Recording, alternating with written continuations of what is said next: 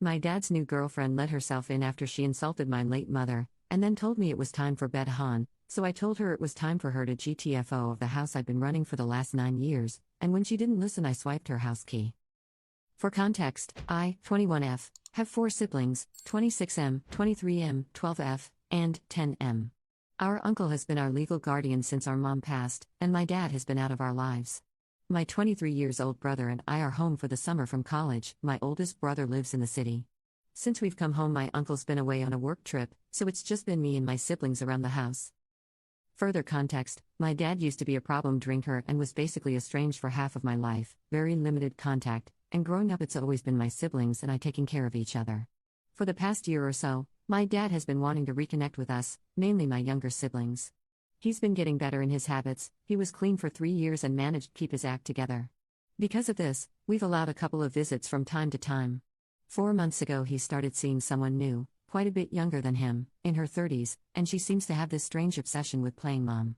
She visits way more frequently than he does and seems to be under the impression that she's our new stepmom.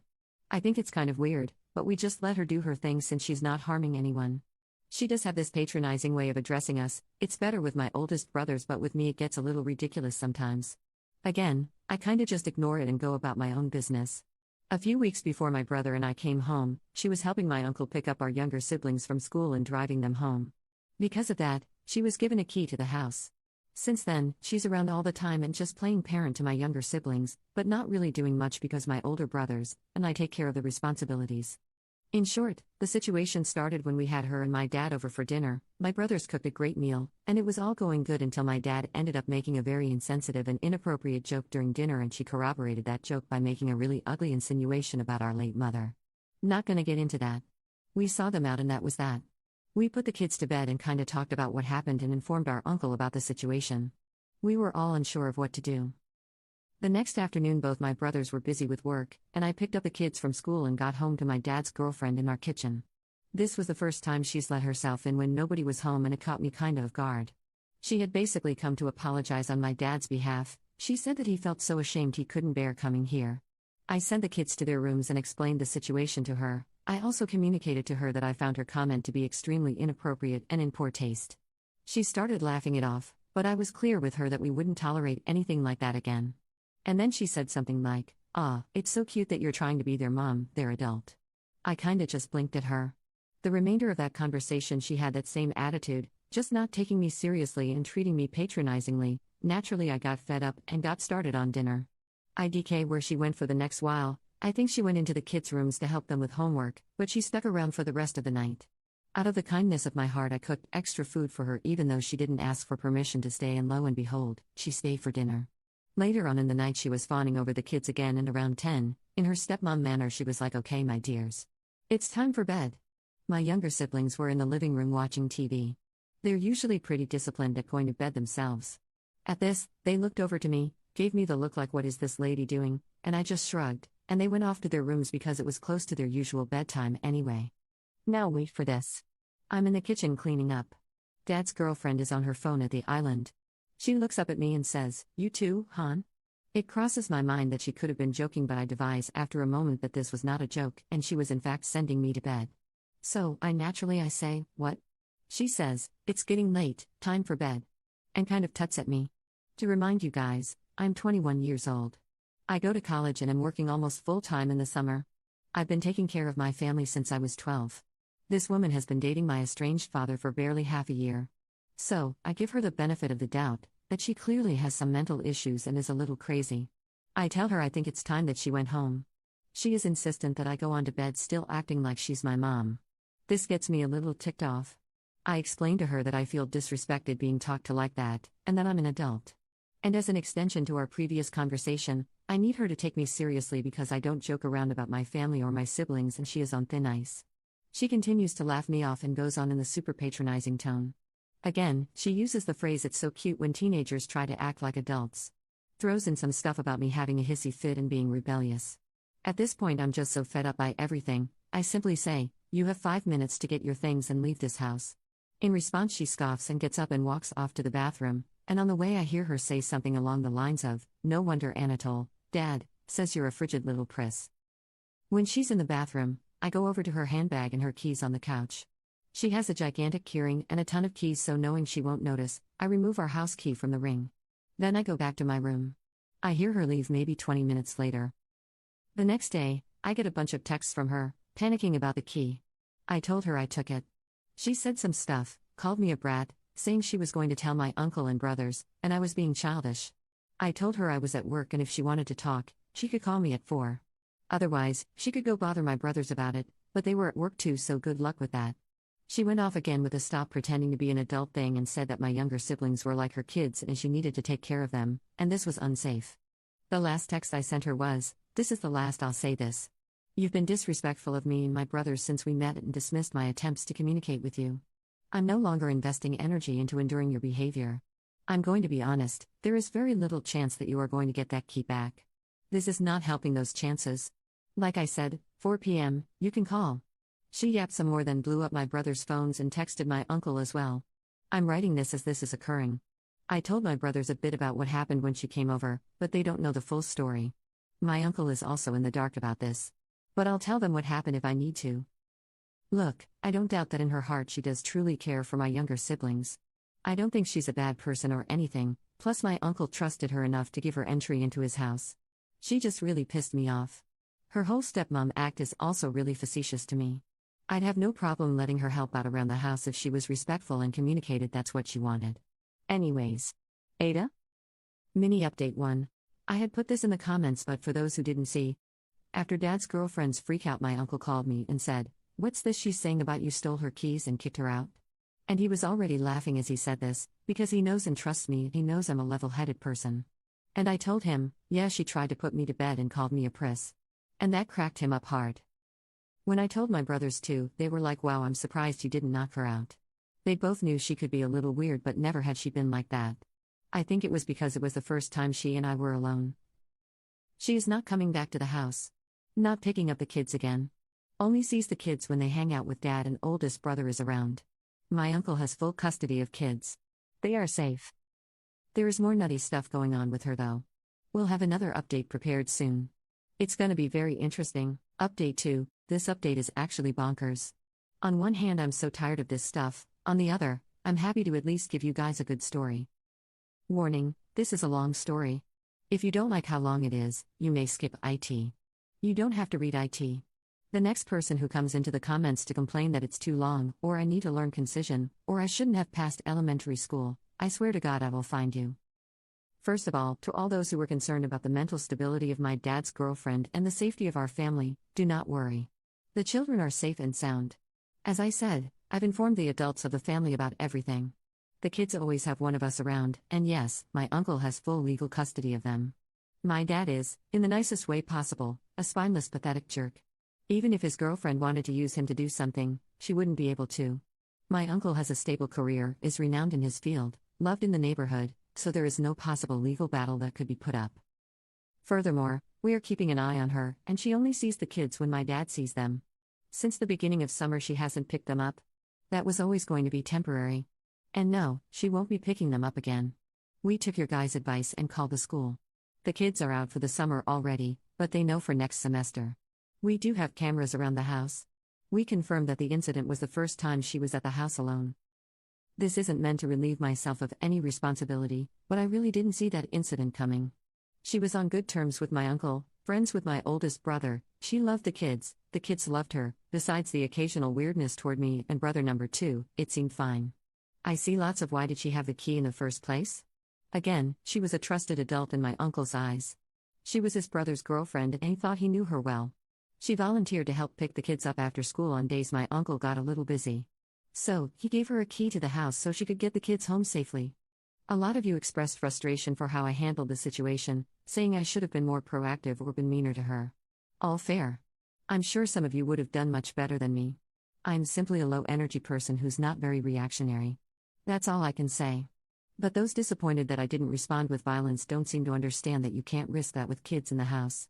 That's not something I want them to see, and God forbid if it escalates, it could put them in danger. As it turns out, you guys were right.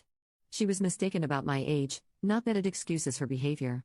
She thought I was 18. My uncle cleared it up with her. Yes, I did get an apology after what happened. No, I really can't give a dang. She apologized by saying she was so sorry about what she said and she sensed disrespect from my end which made her defensive, and I just said okay and left it at that.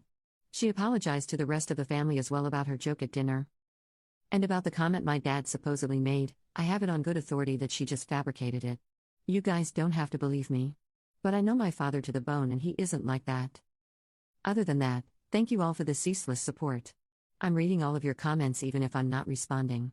I appreciate all of your thoughts and advice. For the ease of the rest of this, my dad's girlfriend will be called Sorrel, and my older brothers are Henri, eldest, and Teddy, second. Alright. Get some goddamn popcorn. Here we go. It's my little brother's elementary school graduation and the whole family's there, and my uncle via FaceTime. Henri's girlfriend, who, after hearing this whole story, hates Sorrel, is there as well. Very happy occasion. Dad is banned. Boo-hoo. After photos are taken, we all go to the park. Little brother loves watching the ducks and digging for snails, and I notice Henri is very distracted by his phone. I ask him what's up. Turns out he was sending photos of the graduation to our dad, which is fine, but he's now asking to come say hi to us at the park since he's nearby. We decide okay, it's a special day, we're all in a good mood, kids want to see their dad too, so dad shows up with Sorrel. Immediately as soon as they get out of the car and greet the kids, Sorrel looks to me, makes a snarky joke, oh hi everyone, hi, hey, oh and there's mom, I'm mom, haha. For the sake of the happy children I just exchange glances with my brothers and say nothing. Throughout the park time she mostly interacts with the kids and Henri.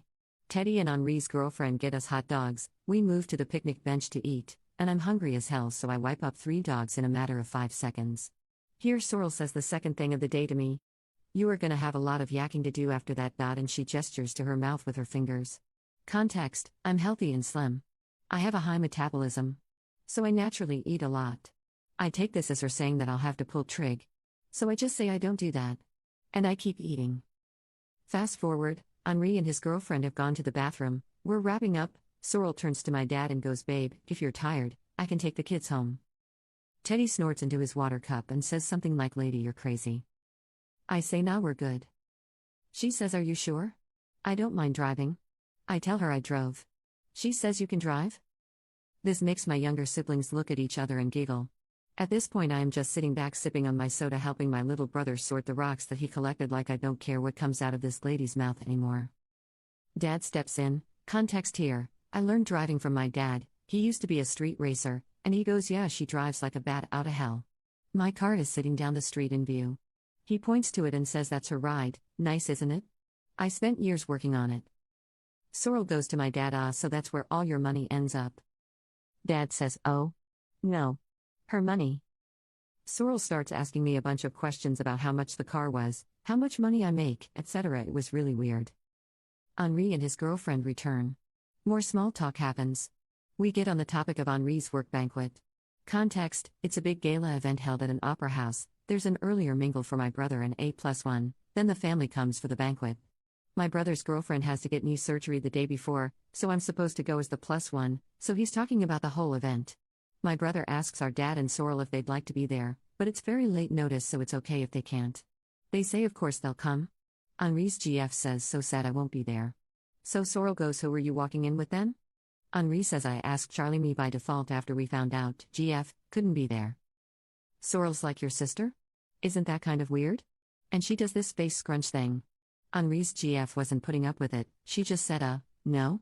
Not weird at all. Then Sorrel says to Henri, alright but we'll get some photos together right? And before he can say anything his GF goes like yeah there's the family photo stuff at the end. I don't know if they have it for extended family though. And turns and walks off to throw away the trash. That kinda wraps up the park day. 2 nights later. Henri is back at his apartment with his GF. I'm home with my other siblings. I get a FaceTime call from him. I pick up, he says get Teddy. Right now. I get my other brother. Henri is apparently bewildered about something. I can hear his girlfriend in the background. He tells me he's sending me screenshots, I say okay. Teddy and I read them. The screenshots are of Henri's text conversation with Sorrel. He only had Sorrel's contact in case of emergency, when she was picking up the kids from school last month. As we're reading them, Henri explains that she initiated a light text conversation after the incident with me, just asking after our general well-being, making small talk. He held her at arm's length but to be nice texted her back. The texts he sent me start off with Sorrel asking about the gala again and what she should wear. Henri politely texts back that he already communicated this with his dad, so she can just ask him. After a few more texts, she goes back to the topic of his +1 for the carpet event. She says that it would be so good for her networking, blah blah, she works in a similar sector as my brother, that he should make sure to get photos of them together, and was he sure he wanted to go with me as his +1? And she said the brother-sister thing might be kinda weird, like people might mistake that we're dating. He responded curtly that it's very normal and he's taking me. And then she starts asking about where he takes his lunch. Context: it was mentioned at the park that my brother sometimes misses lunch because he sleeps in and doesn't have time to pack it in the morning, especially on the days he has to drive the kids to school.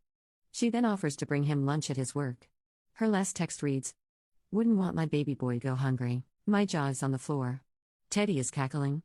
I can hear Henri's girlfriend in the background going, that batch. None of us have any idea if she meant baby boy in her weird stepmother way or if it was an intimate innuendo. Because God knows with this woman at this point. We come to the decision that these screenshots are going straight to my dad. We consider maybe it was just a weird millennial thing, the way she texts, and we're thinking we probably will have to have a conversation with her about her behavior, me and my brothers. Because as of right now we're reckoning with the fact that this lady may be impregnated by our brick-headed father and be the future mother of our next sibling. Which would be a fudging nightmare. The same night Henri tries to talk to our dad about our concerns with Sorrel but gets brushed off. Gala day. I go to the mixer with Henri, and Teddy arrives later with the kids in tow. At the banquet she's doing her weird mom thing again, telling the kids to go make their plates, lecturing them about vegetables, etc. I have to keep an eye on them because my little sister is allergic to almost everything on the planet and my little brother is autistic and has sensory issues that will cause him to throw up when he tries to eat something that he forgets he doesn't like. I'd pack meds and sandwiches for the kids in lieu of the issues mentioned above.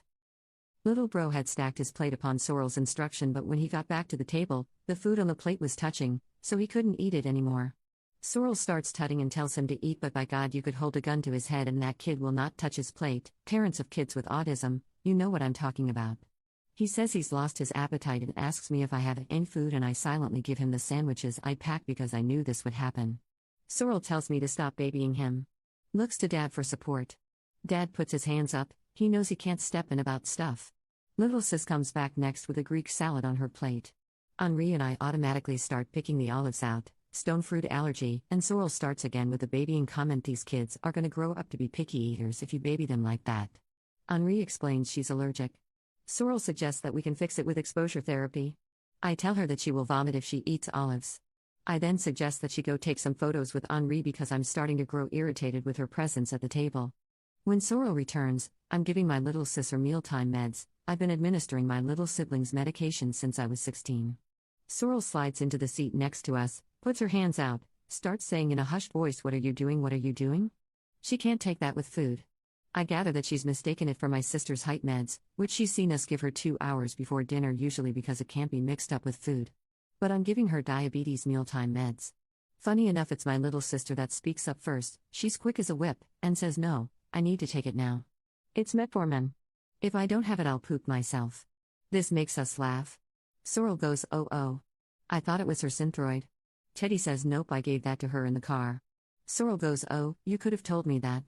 Teddy says, "Why would I?" Mayoret, come on now. After the dinner and speeches are over, we get in line for family photos. While we're in line, my little sister starts to feel sick from the soda she drank, and I take her to the bathroom. She ends up vomiting but feels better immediately afterwards.